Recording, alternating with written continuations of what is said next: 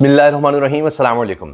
پاکستان کی افسر شاہی میں ہلچل مچی ہوئی ہے، کھلبلی مچی ہوئی ہے کہ اگلی باری کس کی آنے والی ہے۔ ٹوکا تو پکڑا گیا ہے، اب اور کس کی باری آنی ہے۔ ایک دوسرے کے خلاف اس وقت اندر ہی اندر گیم چل رہی ہے، کیونکہ یہ بات تو سب کو پتہ ہے کہ پیسے بنائے جا رہے ہیں، باہر بھیجے جا رہے ہیں، کرپشن عروج پر ہے۔ رانا ثناء اللہ بھی مانتے ہیں کہ کرپشن بہت زیادہ ہے، پچھلے 3 سال میں اعداد و شمار آتے چلے جا رہے ہیں۔ پاکستان کی تاریخ میں اتنی کرپشن نہیں ہوئی جتنی اس دور میں ہو رہی ہے اور ہوئی ہے۔ اب اصل گیم یہ ہے کہ آپس کی چپکلش ہے، اپنے بندوں کی آپس میں لڑائی ہو گئی ہے۔ جس طرح چوری میں، ڈاکے میں، لوٹ مار کے پیسے پر چور ڈاکو آپس میں لڑ پڑتے ہیں، صورتحال کچھ ایسی بنی ہوئی ہے۔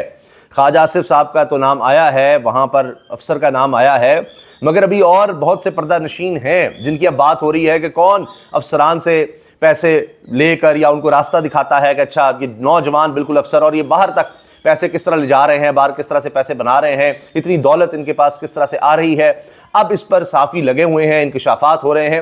ابھی اور بہت سی چیزیں آہستہ آہستہ سامنے آئیں گی، کیونکہ پورے سسٹم کا ایجنڈا صرف اور صرف یہ تھا کہ تحریک انصاف کو کرش کرنا ہے۔ اس میں ظاہر ہے کہ افسر شاہی کا کردار سب سے عام تھا، انہی کے ذریعے آرڈرز دیے جا رہے تھے، دفعہ 144 کے نفاذ سے لے کر MPOs جاری کرنے تک، پکڑ دھکڑ تک، کسی کے خلاف بھی کارروائی کرنی ہے، کسی کے کاروبار کے خلاف کچھ بھی کرنا ہے، تو سارے یہی لوگ استعمال ہو رہے تھے۔ تو سب کو یہ پیغام جا چکا تھا کہ آپ کا واحد کام یہ ہے اور کوئی آپ کی کارکردگی کا پیمانہ نہیں ہے سوائے اس کے کہ آپ تحریک انصاف کے خلاف کیا کیا کرتے ہیں اور ہمیں کتنا کام کر کے دیتے ہیں، نوازتے ہیں۔ تو اس لیے جب ایک دفعہ آپ کسی کو کرپشن پر لگا دیں گے، کسی کے منہ کو یہ کرپشن کا، حرام کے پیسے کا یہ خون لگ جائے گا، تو اس کے بعد وہ پھر کسی بھی حد تک جائے گا۔ اس کو بھی خوف ہوگا پتہ نہیں ان کی باری کب تک ہے، پھر کیا ہو۔ تو ہم سے انہوں نے اتنے غلیظ کام لے لیے ہیں کہ اب جتنا ہو سکتا ہے پیسہ بنا کر پھر باہر جاتے جائیں۔ تو یہ جو خواجہ آصف کا بیان تھا، یہ بھی آپس کی چپکلش تھی کہ جی اچھا ان کے افسر بھی تو ہیں جو پرتگال میں نیشنلٹی لے رہے ہیں اور وہاں پر جائیدادیں لے رہے ہیں، تو یہ ہمارے اگر افسروں پر بات آئی ہے تو دوسری طرف، اور یہ اپنے ہی نون لیگ کے اندر ایک گیم چل رہی ہے۔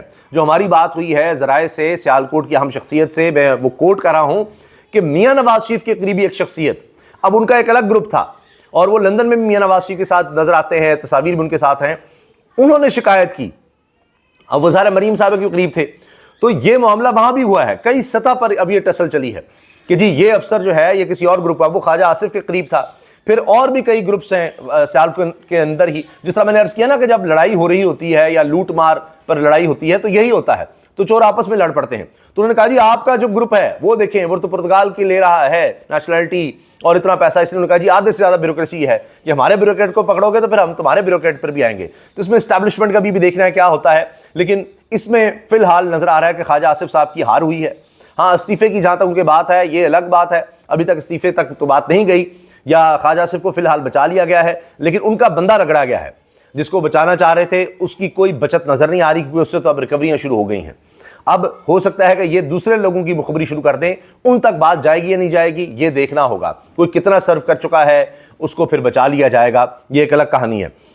اس کے علاوہ امن و امان کی صورتحال پر ایک طرف ہمیں آپریشنز نظر آ رہے ہیں، ابھی اگر آپ جائیں DGISPR کے ٹویٹر ہینڈل پر تو آپ کو نظر آئے گا پچھلے کئی دنوں میں کئی آپریشنز ہوئے ہیں، انٹیلیجنس بیسڈ آپریشن ہوئے ہیں، جن میں درجنوں دہشت گرد مارے گئے ہیں۔ کوئی سرحد سے، افغانستان کی سرحد سے پاکستان کی طرف آ رہا تھا، وہاں پر مارا گیا ہے، اس طرح کوئی ایک صوبے سے دوسرے صوبے جا رہے تھے وہاں پر تو جوابی آپریشنز کیے گئے ہیں، کئی جگہوں پر کہ اٹیک ہوا، تو اس میں کئی فوجی جوانوں کی میجر سمیت شہادتیں بھی ہوئی ہیں، کئی جوان ہمارے شہید ہوئے ہیں، لیکن درجنوں دہشت گرد بھی مارے گئے ہیں۔ کہیں تو یہ بھی اطلاعات ہیں کہ ایک بڑی کارروائی میں ایسا کم دیکھا گیا کہ اتنی بڑی تعداد میں دہشت گردوں کو ہلاک کیا گیا ہو۔ لیکن شمالی اور جنوبی وزیرستان سے یہ اطلاعات ہیں کہ کرفیو لگا دیا گیا ہے، اور ڈپٹی کمشنر شمالی وزیرستان نے نوٹیفیکیشن جاری کر دیا جس میں کہا گیا ہے کہ اس دوران عوام سڑکوں سے دور رہیں، یعنی سڑکوں کے قریب ہی نہ آئیں۔ اور یہ بھی بتایا جا رہا ہے کہ خیبر پختونخوا کے ضلع شمالی وزیرستان میں 9 اگست کی صبح 5 بجے سے سوموار 10 اگست کی شام 7 بجے، اور جنوبی وزیرستان کی تحصیل برمل میں 9 اگست کو کرفیو نافذ کر دیا گیا، اور ڈپٹی کمشنر نے نوٹیفیکیشن بھی جاری کر دیا ہے۔ شمالی وزیرستان کے ضلع بھر میں کرفیو کے نفاذ سے متعلق جاری نوٹیفیکیشن میں کہا گیا ہے کہ کرفیو کے دوران عوام سڑکوں سے دور رہیں۔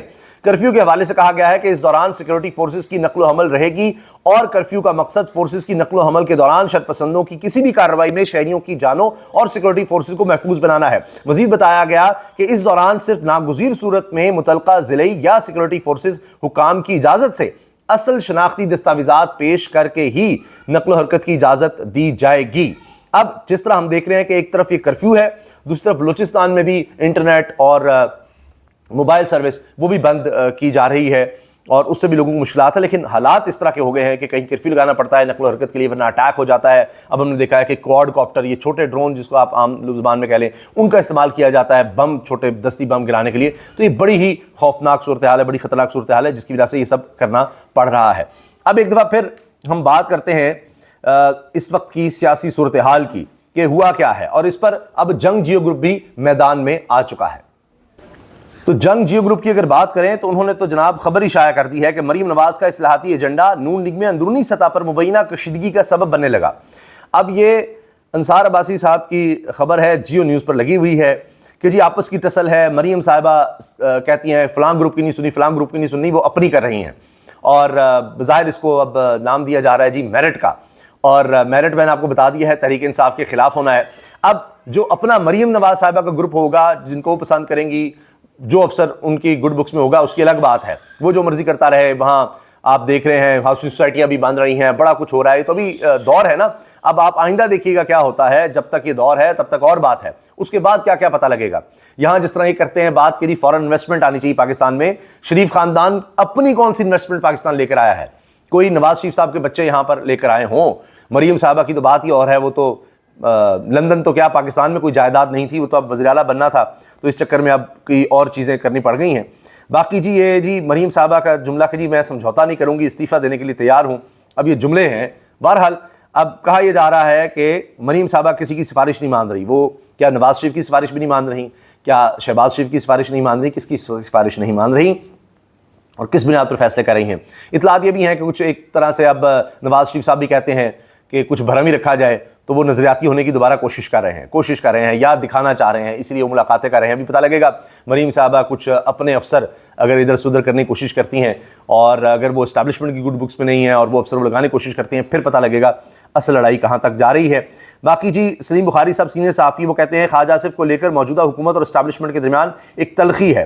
اسٹیبلشمنٹ چاہتی ہے کہ خواجہ آصف کو ہٹایا جائے, سب کچھ ٹھیک نہیں ہے, کہیں نہ کہیں کوئی خرابی ضرور ہے. یہ سلیم بخاری صاحب 24 پر پروگرام بھی کرتے ہیں, وہ یہ بات کہہ رہے ہیں. اچھا, اب یہ بھی خبریں چل رہی ہیں کہ اس بیوروکریٹ کو, یہ سنگھڑا صاحب کو جی, جو گرفتار بھی ہو گئے ہیں, 13 کروڑ روپیہ برآمد بھی ان سے ہو گیا ہے اور ابھی مزید برآمدگی چل رہی ہے. ان کو ٹوکا کہا جاتا تھا, مشہور ہے کہ وہ ٹوکا بنا ہوا تھا, اور صحافیوں میں بھی بات چل رہی ہے کہ جی ٹوکا اس کو کہا جا رہا تھا. اور پھر وہی کہ جو گروپ سٹرونگ ہوا, مریم صاحبہ تک اس کی پہنچ تھی, اس کے بعد اس ٹوکے پر ٹوکا چل گیا. تو اب یہ چیز ہو رہی ہے, تو یہ اندر کی ٹسل ہے. ایک ویڈیو بڑی وائرل ہو رہی ہے علامہ سعد رضوی کی, جس میں وہ کہہ رہے ہیں ساری حکومت ہی ناجائز ہے, یہ تو ہم سے ہارے ہوئے لوگ ہیں, اور یہ سارے وزیر, یہ ساری حکومت, اور ان کا ہے کیا. وہ مسجد میں کھڑے ہو کر وہ کہہ رہے ہیں کہ میں یہ کہہ رہا ہوں مسجد میں, یعنی کہ مسجد میں تو نہیں جھوٹ بولوں گا, کہ یہ سارے ہارے ہوئے لوگ ہیں جن کی حکومت بنوا دی گئی ہے.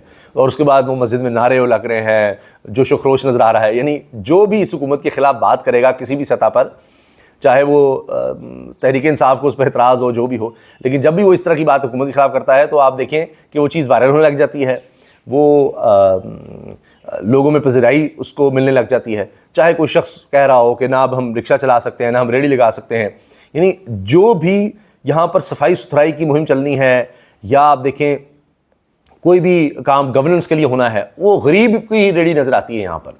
جو امیروں کے پلازے ہیں وہاں تک نہیں, جب خاص طور پہ جو وہ امیر آپ سے تعلق رکھے اس کو کسی نے کچھ نہیں کہنا. یہاں پر اس طرح کی گورننس چل رہی ہے. اجازت دیجیے, اللہ حافظ.